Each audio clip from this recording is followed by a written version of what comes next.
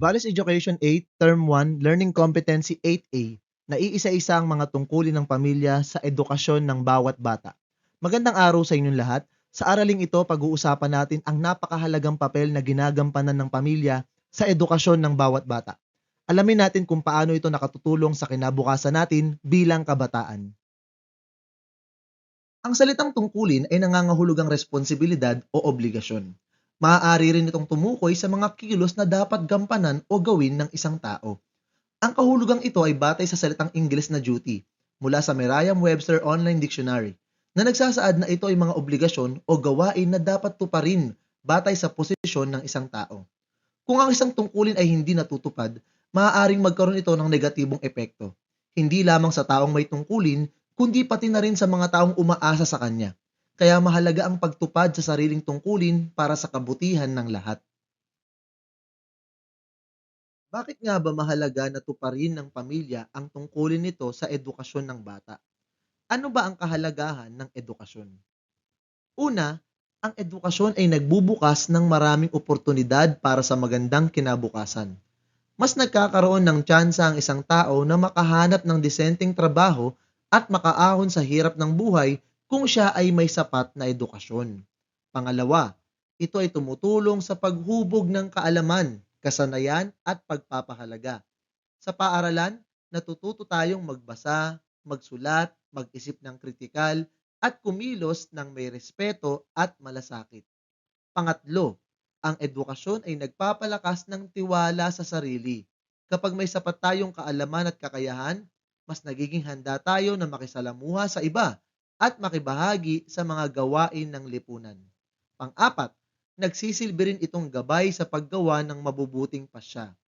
Ang mga aral sa paaralan at mga karanasang natututuhan ay tumutulong sa atin na makilatis kung alin ang tama at mali. At panghuli, ang edukasyon ay isa sa pangunahing karapatan ng bawat bata. Walang bata na dapat pagkaitan ng karapatang ito dahil ito ang pundasyon ng dignidad at pag-unlad. Ang edukasyon ng isang bata ay hindi lamang responsibilidad ng paaralan. Sa katunayan, nagsisimula ito sa tahanan, kasama ang pamilya bilang pundasyon ng pagkatuto. Sa araling ito, pag-uusapan natin ang mahalagang tungkulin ng pamilya sa paghuhubog ng edukasyon ng kabataan. May 8 tungkulin tayong tatalakayin, mula sa pagiging unang guro hanggang sa pagbibigay ng tamang kapaligiran para sa pag-aaral. Alamin natin kung paanong ang bawat kilos, gabay at suporta ng pamilya ay may malalim na epekto sa tagumpay ng isang batang Pilipino sa kanyang pag-aaral at sa buhay. Ang unang guro ng bawat bata ay ang kanyang pamilya, lalo na ang mga magulang. Sa tahanan pa lang, natututo na ang bata ng mga pangunahing konsepto tulad ng salita, numero, kulay at hugis. Pero higit pa roon, sa pamilya niya unang nararanasan kung paano maging magalang, marunong makisama, at sumunod sa patakaran. Ang asal ng bata sa paaralan ay madalas salamin ng asal na nakikita niya sa bahay. Kung mabuting ehemplo ang mga magulang, mas malaki ang posibilidad na lumaki rin ang bata ng may tamang asal. Napakahalaga ng papel ng pamilya sa pagbibigay ng positibong pananaw ukol sa edukasyon. Kapag ang mga magulang ay nagpapakita ng suporta at kasabikan tuwing may gawaing pampaaralan, natututo ang bata na pahalagahan ang kanyang pag-aaral. Sa mga simpleng salita tulad ng "kaya mo yan" o "importante ang edukasyon para sa kinabukasan mo", lumalalim ang paniniwala ng bata na mahalagang mag-aral. Ang pananaw ng pamilya ay nagiging pananaw din ng bata. Hindi sapat na ipasok lang ang bata sa paaralan. Kailangan ng patuloy na gabay sa mga gawain sa paaralan, sa takdang aralin, proyekto at pagsusulit. Kapag tinatanong ng magulang kung kumusta ang aralin o tinutulungan ng bata sa paggawa ng project, mas nararamdaman ng bata na may pakialam ang pamilya sa kanyang tagumpay. Hindi kailangang alam ng magulang ang lahat ng sagot.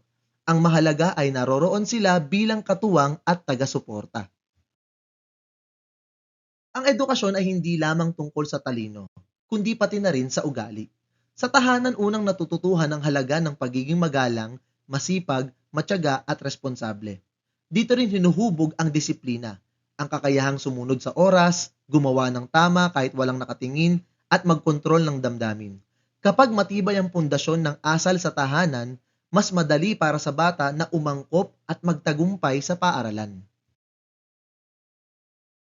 Hindi palaging madali ang buhay estudyante.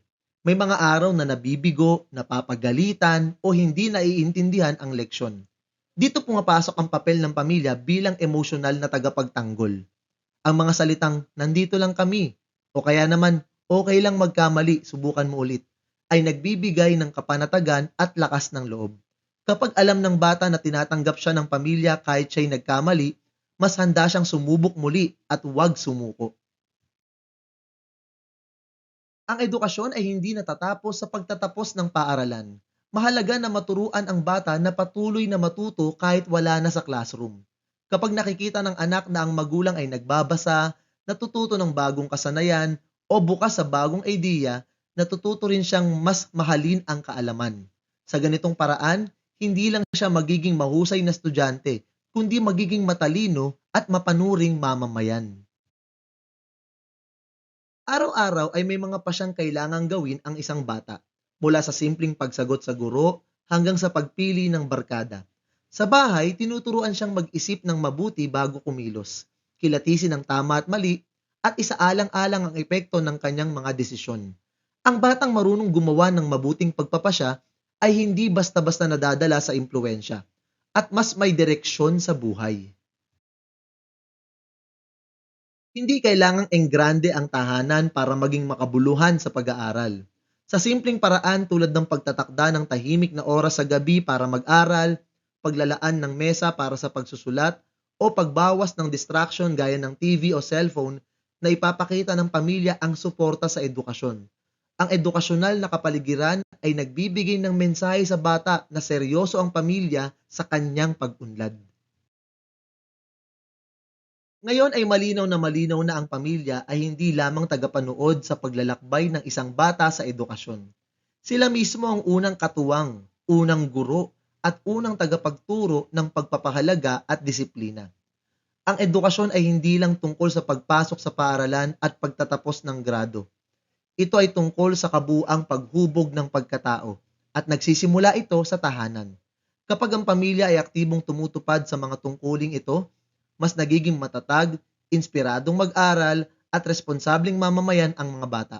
Tandaan natin, ang bawat simpleng gabay, papuri, o pagkalinga mula sa pamilya ay may malaking epekto sa tagumpay ng isang bata.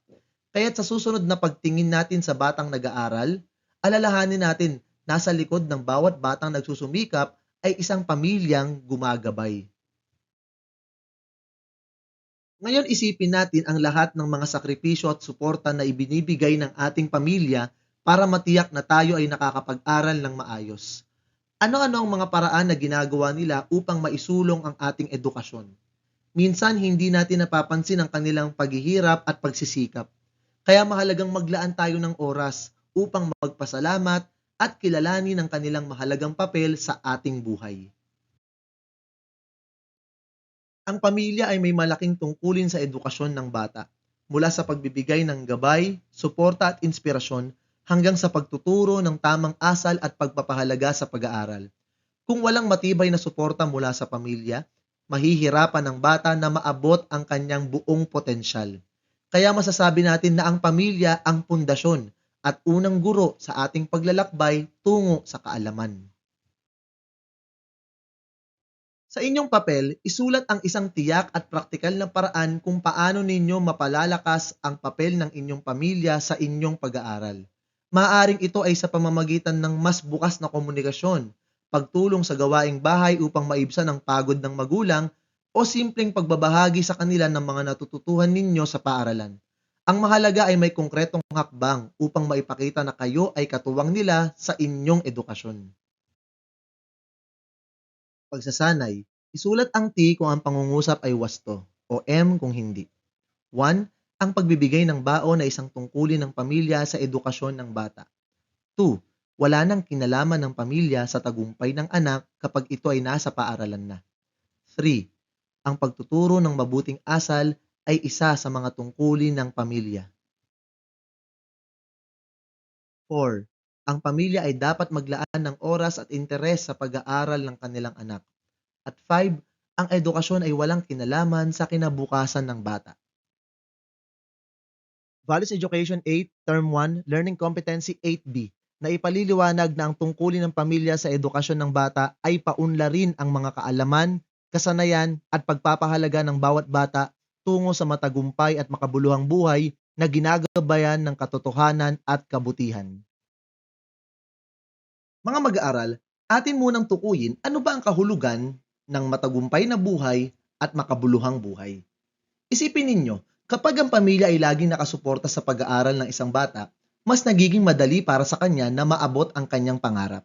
Pero tandaan, hindi lang pera o mataas na posisyon sa trabaho ang sukatan ng tagumpay. Ang tunay na matagumpay na buhay ay yaong ginagamit ang kakayahan at tagumpay para makatulong sa iba at mapabuti ang sarili.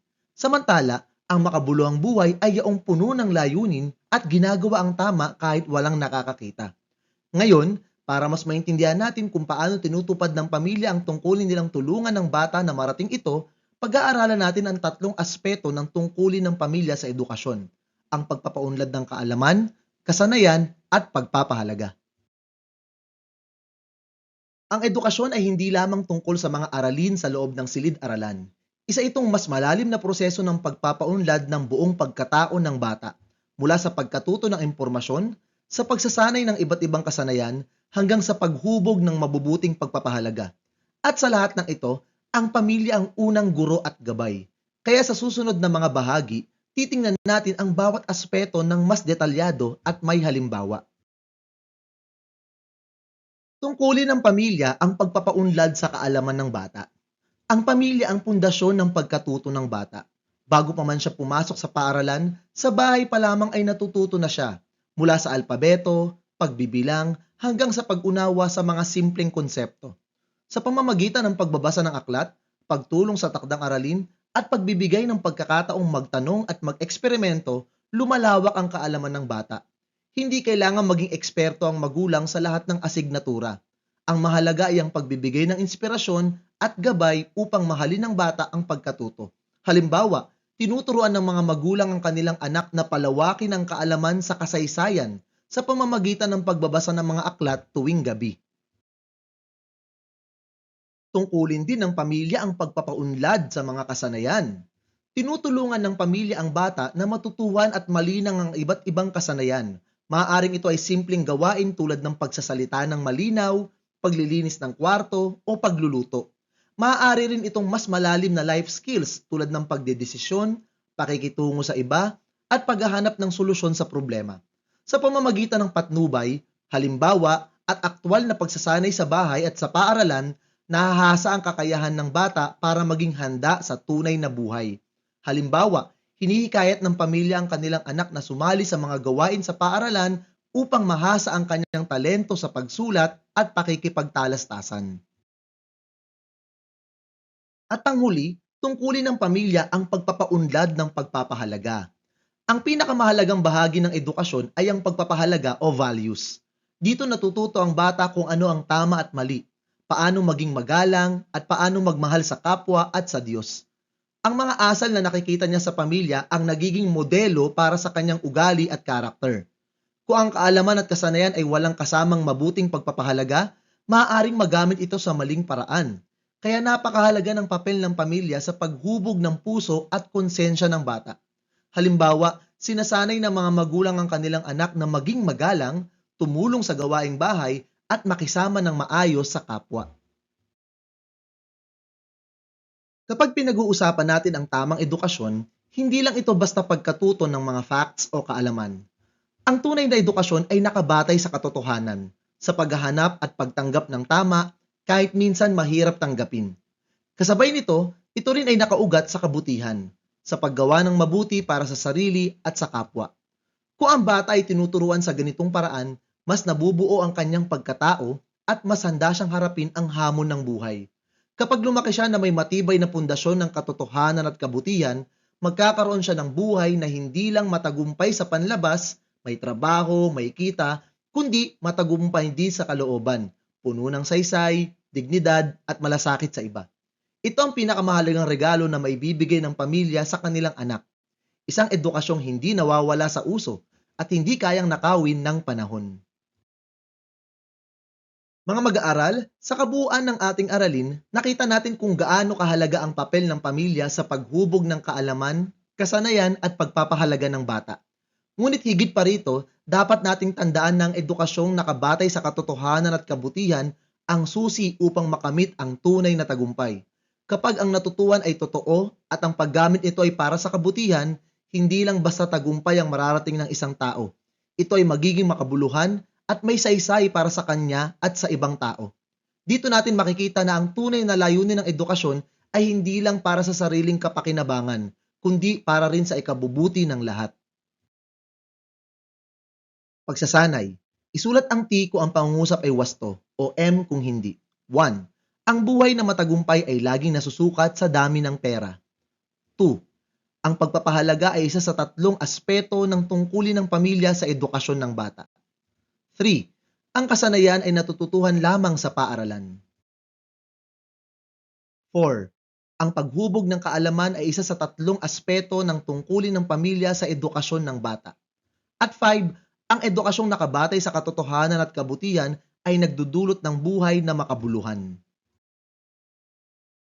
Values Education 8, Term 1, Learning Competency 8C, na ilalapat ang mga tungkulin sa sariling edukasyon bilang pagtugon sa tungkulin ng pamilya. Bago tayo magsimula sa ating gawain ngayong araw, balikan muna natin, ano nga ba ang ibig sabihin ng salitang tungkulin?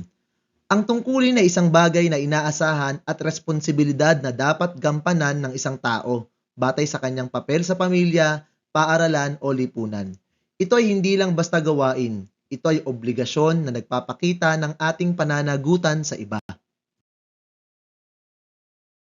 Ngayon, balikan natin kung bakit mahalaga ang edukasyon. Una, nagbibigay ito ng oportunidad para sa magandang kinabukasan. Mas malawak ang ating mga posibilidad kung tayo ay may sapat na kaalaman.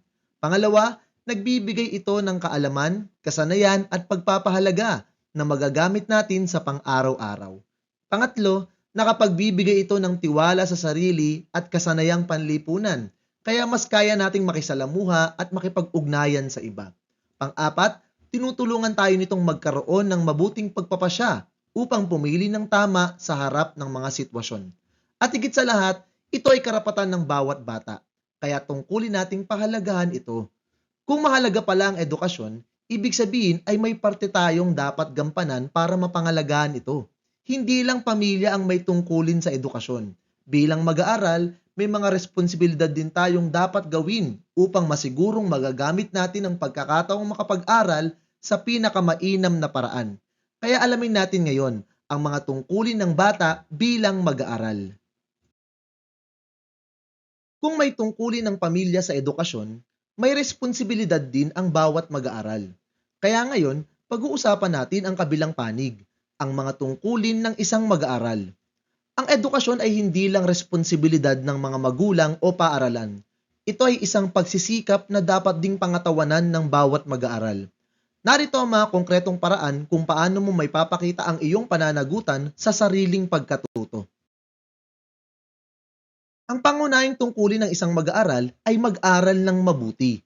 Ibig sabihin nito, seryosohin ang bawat aralin, dumalo sa klase, makinig sa guro, at unawain ang mga konseptong tinatalakay. Hindi sapat na basta pumasok. Dapat may sigasig at determinasyon na matuto. Ang bawat oras na ginugugol mo sa pag-aaral ay puhunan para sa sarili mong kinabukasan. Bukod sa pagsusumikap, kailangan may masidhing pagnanais na matuto. Ito ang magtutulak sa iyo na hanapin pa ang kaalaman kahit tapos na ang klase. Ang isang mag-aaral na uhaw sa kaalaman ay hindi natatakot magtanong, magsaliksik o tumuklas ng mga bagong idea.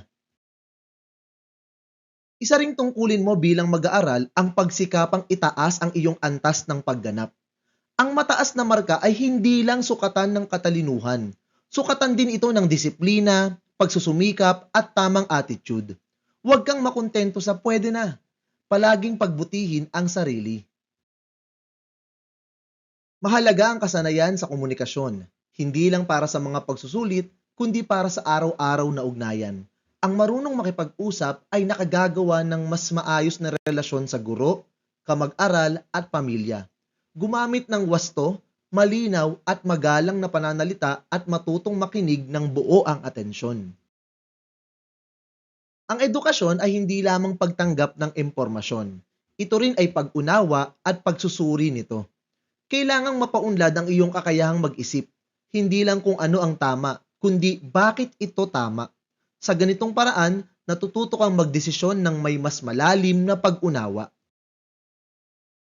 Ang paaralan ay hindi lamang lugar ng akademikong kaalaman. Isa rin itong komunidad kung saan natututo kang makipagkapwa.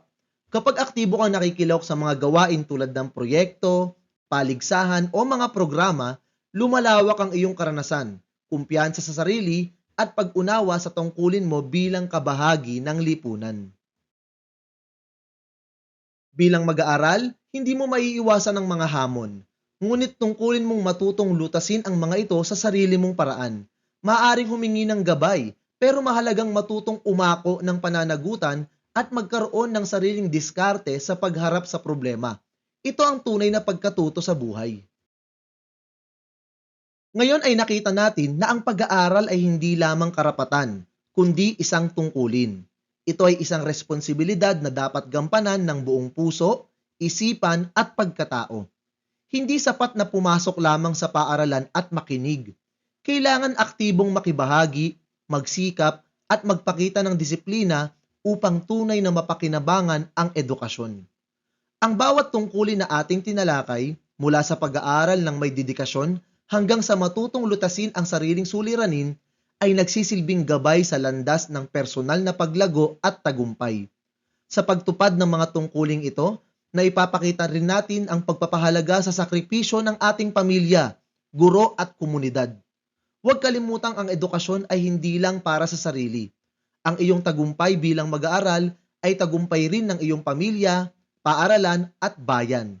Kaya habang ikaw ay naglalakbay sa mundo ng pagkatuto, gawin ito ng may layunin, may pagmamahal at may pananagutan. Ngayon na alam na natin ang mga tungkulin bilang mag-aaral, kailangan natin ng ugaling tutulong para magawa natin ang lahat ng ito. At iyon ay ang kasipagan. Sa pagtupad ng ating mga tungkulin bilang mag-aaral, hindi sapat na alam lang natin ang dapat gawin. Kailangan din natin ng tamang ugali at disiplina para maisagawa ito ng mabuti. Isa sa mga pagpapahalaga na dapat linangin ay ang kasipagan. Ito ang nagbibigay lakas para magpatuloy kahit mahirap. At ito rin ang susi sa tunay na tagumpay. Kapag sinabing kasipagan, iniisip agad natin ang masigasig na paggawa. Pero higit pa dito, ang kasipagan ay ang patuloy na pagsusumikap na tapusin ang gawain sa tamang paraan kahit may hirap o hadlang. Ito ay nangangailangan ng disiplina at determinasyon, dalawang bagay na palaging kasama ng kasipagan. Makikita ang kasipagan sa simpleng paraan tulad ng pagtatapos ng takdang aralin kahit pagod na o pag-aaral bago ang pagsusulit ng walang daya. Kasama rin dito ang aktibong pakikilahok sa mga gawain sa klase at ang pagpapakita ng interes sa mga bagong kaalaman. Kapag may kasipagan, mas handa tayong harapin ang anumang hamon sa pag-aaral. Mahalaga ang kasipagan dahil ito ang nagbubukas ng mas maraming oportunidad sa buhay. Pinapahusay nito ang ating kasanayan at kaalaman at tinuturuan tayo ng disiplina at responsibilidad. Bukod pa rito, kapag nakikita ng ibang tao ang kasipagan mo, nai-inspire din silang magsikap. Ngayon, malinaw na sa atin kung gaano kahalaga ang kasipagan sa buhay ng isang mag-aaral. Ang kasipagan ang magtutulak sa atin na mag-aral ng mabuti, tuparin ang mga tungkulin at ipakita ang ating buong potensyal. Kaya sa susunod na gawain, magkakaroon kayo ng pagkakataon na ipakita ang inyong pag-unawa at paglalapat ng mga tungkulin ng mga mag-aaral, kasama na ang pagpapahalaga sa kasipagan, sa pamamagitan ng isang malikhaing performance task. Ngayong alam na natin ang iba't ibang tungkulin ng isang mag-aaral, panahon na para ipakita ninyo kung paano ninyo ito isasabuhay. Sa gawaing ito, bubuo kayo ng isang creative output na magpapakita ng koneksyon sa inyong sariling buhay bilang pagtugon sa sakripisyo at tungkulin ng inyong pamilya sa inyong edukasyon.